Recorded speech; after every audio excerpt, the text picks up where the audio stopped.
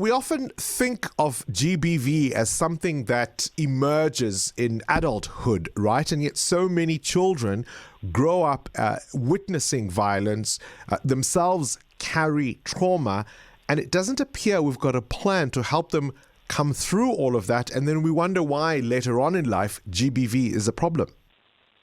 Exactly. I completely agree. Also, I think that we have an opportunity to educate people on how they enable GBV. I also think that we oftentimes have this bad habit of thinking, oh, well, I've never hit my girlfriend before, therefore I don't play a role into it. Yeah. But we don't understand that our actions, or even at times lack of action, enable GBV and allows it to constantly increase. Also, there's a lot of gender-based violence that happens usually from around the age of 14.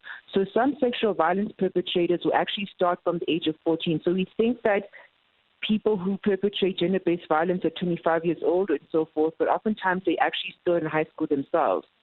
The cynic might say, Amahle, hang on though, every perpetrator of GBV knows it's wrong. Why would teaching it at school prevent it from being a problem later? So I personally disagree with that statement. I think that also the definition of GBV, a lot of people don't actually know what GBV is. For example, stealthing, which is when you take off the condom without letting your partner know, that's actually illegal, and that's actually a form of rape.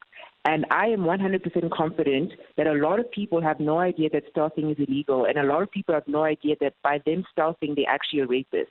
And call me naive, but I'd like to believe that a lot of people who have stealth, if they knew that they were actually raping, if they knew that they were actually engaging in illegal activity, I think they wouldn't do it anymore. So it is a thing of educating. Actually, what is GBV? Because we have this idea of it's only that strange guy in the corners of the bushes who comes from nowhere. That's not what it is oftentimes. Even, for example, sexual corrosion. A lot of people don't know what sexual corrosion is, and I believe that most people are actually good people in the world. And if they knew that sexual corrosion is also a form of rape, I believe that a lot less people would do it. Amahle, let's go with your assumption. What is sexual corrosion? So there's different forms of sexual corrosion, right? So one form is the repeatedly saying no. So let's say, for example, you're with a potential partner and you're trying to get them into bed and they keep on saying no, no, no, and then you keep on twisting their arms. I do find that at times there's this thing that a lot of men will hear no and think that it means, try and convince. It's a sign of encouragement, yeah. Yes, exactly. Instead of understanding that no means no. So oftentimes you'll hear no 5 times, 6 times, 7 times until eventually she gives in, and then you think that, oh, great, I had consensual sex. Not knowing that that's actually a form of gender-based violence, and that's actually sexual corrosion because you're twisting somebody's arm to get consent, and therefore you never really got consent to begin with. Another way is, for example, paying for a date. It's like, okay, cool, I've paid for this date. I spent 700 Rand on her tonight, therefore we have to have sex.